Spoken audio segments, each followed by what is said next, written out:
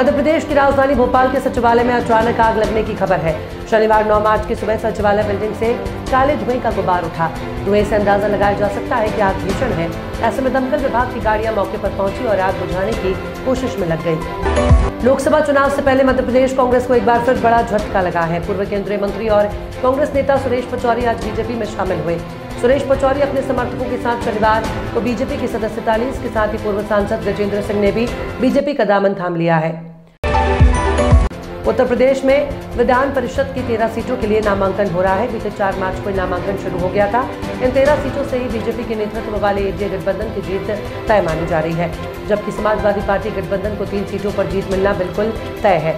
इस वजह से उम्मीदवारों के नाम को लेकर बीजेपी खेमे में मंथन जारी है। यूपी में 10 सीटों को लेकर हुए राज्यसभा चुनाव में समाजवादी पार्टी को लगे जोरदार झटके के बाद अब विधान परिषद चुनाव को लेकर अखिलेश यादव अलर्ट हो गए हैं। सपा अध्यक्ष एक बार फिर से पुरानी गलती दोहराने के मूड में नहीं है, इसलिए उन्होंने एमएलसी चुनाव को लेकर बड़ा फैसला किया है। राज्यसभा चुनाव में अखिलेश यादव ने पूरे वोट नहीं होने पर भी एक अतिरिक्त प्रत्याशी उतारा था। दिल्ली के इंद्रलोक इलाके में सड़क किनारे नमाज पढ़ रहे नमाजियों को सब इंस्पेक्टर द्वारा लात मारने की वीडियो को लेकर सियासत तेज हो गई है। इस घटना को भीम आर्मी चीफ और आजाद समाज पार्टी के मुखिया चंद्रशेखर आजाद ने बेहद शर्मनाक बताया और कहा कि नफरत का माहौल बर्दाश्त नहीं किया जाएगा। पीएम मोदी ने कहा कि पूरे देश में विकसित राज्य से विकसित भारत का राष्ट्रीय उत्सव तेज गति से जारी है। आज मुझे विकसित पूर्वोत्तर के इस उत्सव में पूर्वोत्तर के सभी राज्यों के साथ एक साथ हिस्सेदार बनने का अवसर मिला। उन्होंने कहा कि पूर्वोत्तर के विकास के लिए हमारा विजन अष्टलक्ष्मी का रहा है। आगामी लोकसभा चुनावों के मद्देनजर INDIA गठबंधन में सीट बंटवारे की समस्या दूर होते दिख रही है। यूपी, दिल्ली, हरियाणा, चंडीगढ़, गुजरात, गोवा के बाद अब गठबंधन में तमिलनाडु और पौंडीचेरी में भी सीट शेयरिंग पर समझौता कर लिया है। जल्दी सीट शेयरिंग फॉर्मूले का ऐलान किया जाएगा।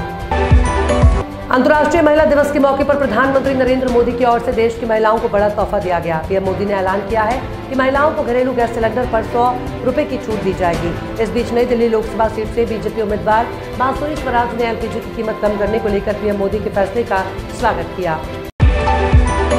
भगोड़े हीरा कारोबारी नीरव मोदी को लंदन हाई कोर्ट ने शुक्रवार को बड़ा झटका देते हुए बैंक ऑफ इंडिया को $8 मिलियन यानी 66 करोड़ रुपए वापस लौटाने का आदेश दिया। कोर्ट ने इस मामले पर समरी जजमेंट जारी किया। समरी जजमेंट उन केस में जारी किया जाता है जिनमें दोनों में से एक पार्टी कोर्ट में मौजूद नहीं होती है। इंडियन प्रीमियर लीग 2024 का आगाज 22 मार्च से होगा। इसको लेकर टीमों ने तैयारी शुरू कर दी है। अगर टूर्नामेंट में सबसे ज्यादा शतक जोड़ने वाले खिलाड़ियों की लिस्ट पर नजर डालें तो विराट कोहली टॉप पर है। कोहली ने ग्रेस गेल का भी रिकॉर्ड तोड़ दिया है।